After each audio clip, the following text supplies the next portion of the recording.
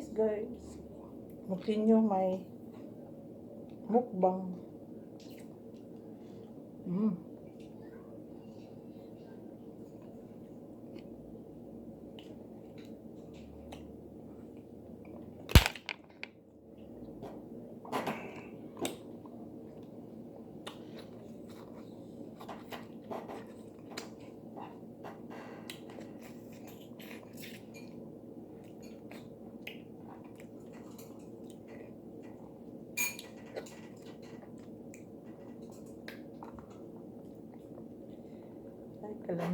Kalami. Oops.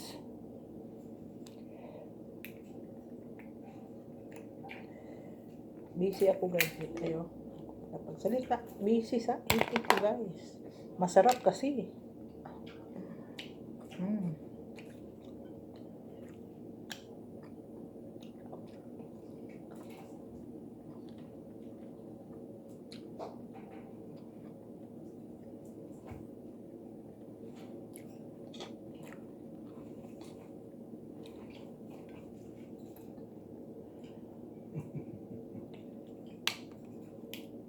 Na-enjoy ang asawa ko guys.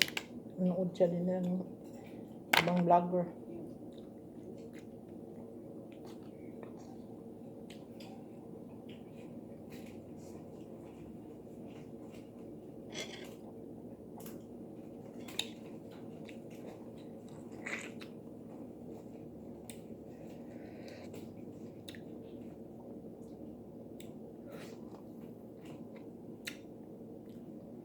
Sobrang tamis guys.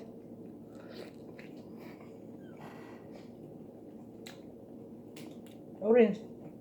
You want mango? Mango. Huh?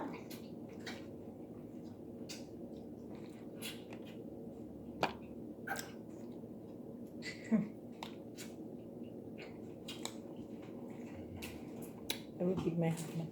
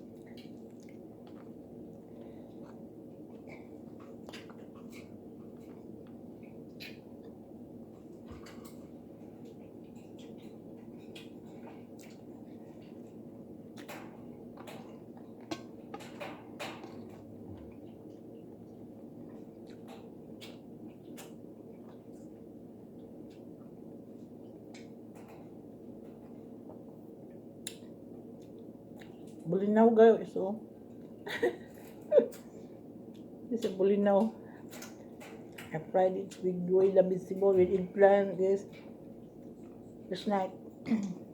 Masarap din. Bakit may mosquito nakapasok? Have one mosquito. Ang ulan kasi dito. Tapos palapit ng springtime. So, medyo may may mosquito na.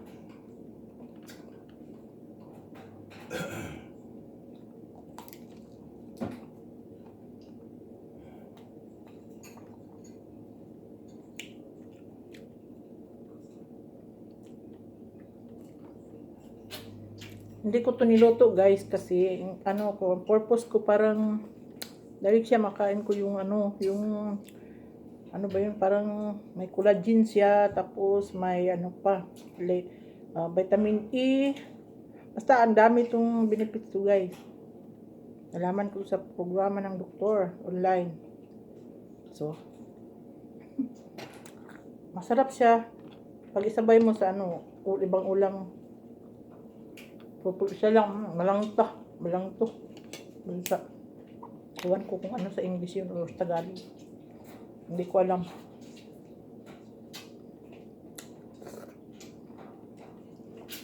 Busog na ako. You want rice, babe? Yung asawa ko nakaupo doon sa harap ng kanyang computer.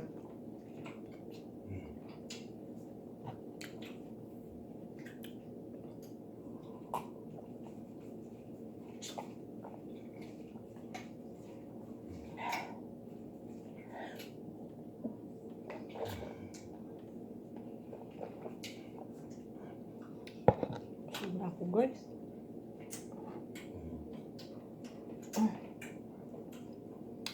May linggo pa. I don't know. Matamis ba to? Hindi ko alam. Basta. Ang laki-laki, guys, oh. Apple mango. Try ko kaya. Kung hindi matamis, ano ko to? Ano ba yun? I-shake. Gawing shake. Mayroon naman akong condensed milk there. So, try ko. Lagay.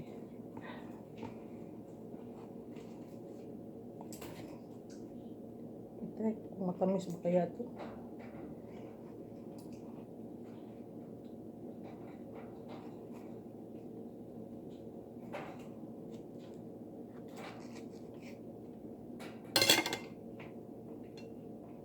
Ano ba ito? Parang hindi siya parang nabunog sa ano ba yun, nahulog siguro pag harvest nito, guys. Tingnan nyo, guys. Maitim.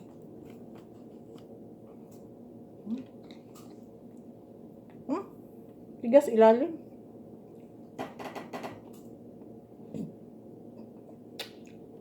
Not sweet. It's okay. I'll continue with this. Mayroon pa naman akong orange.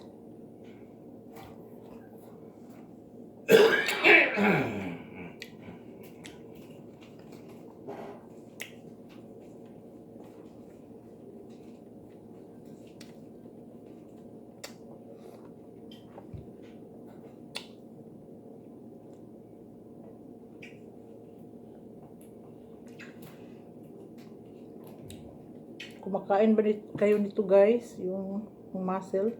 Tahong to sa Bisaya, tahong to. Ang tawag namin. Ano ba kaya sa Tagalog? Hindi ko alam.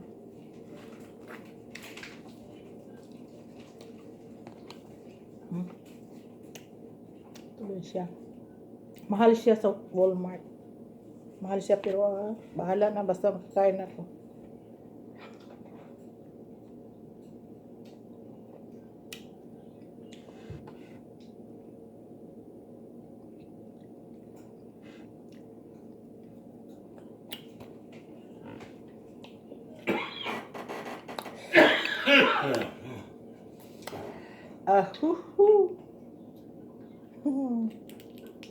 Hindi ko makain ng asawa ko, so ako na lang magkain. Sayang naman. Pag mamaya, iba na naman ang gusto kong kakainin.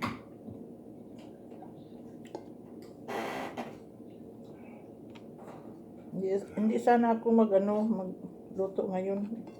Kasi mayroon pang natira dyan, pero kailangan ko na kasi wala na akong i-upload.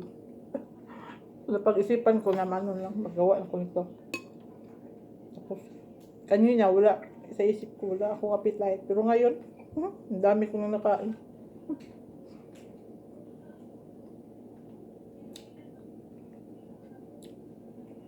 Pumunta sana ako ngayon sa kami ngayon sa market, kaso lang nag-ulan. Balak magbili kami ng bigas kasi kahapon naka-order ako, iwan ko, tagal pa makarating, tagal pa i-deliver, tapos naubusan na ang jasmine na rice na binibili ko kasi ang daming klase sa jasmine rice. May isang gusto ko na masarap siya, hindi siya malata, tapos basta masarap.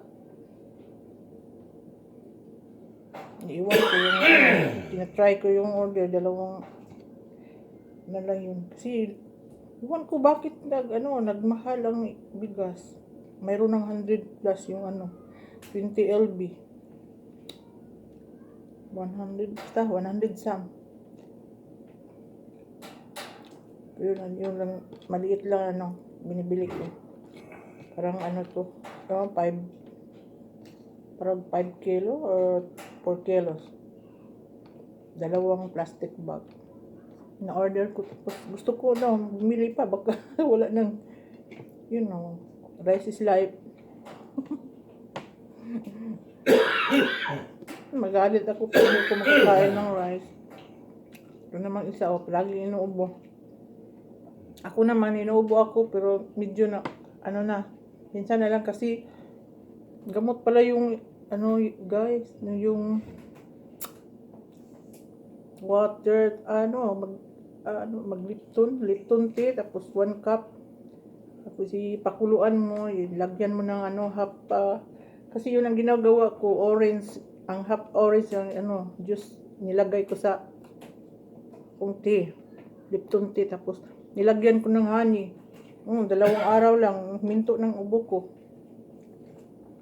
Gamot pala. Then after 3 days, nakapanood ako ng programa sa doktor, yung doktor na Chinese na.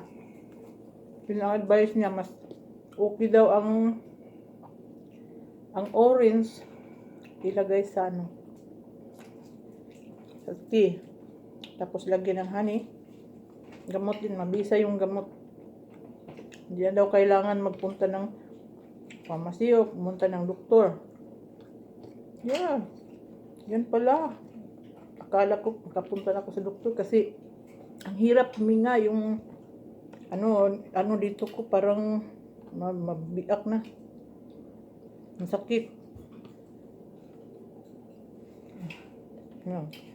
Padami na tuloy ng kain ko.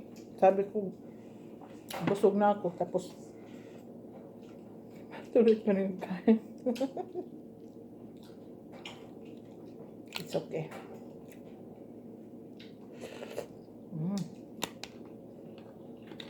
Tama na. Hindi na to pwede. Overeat na.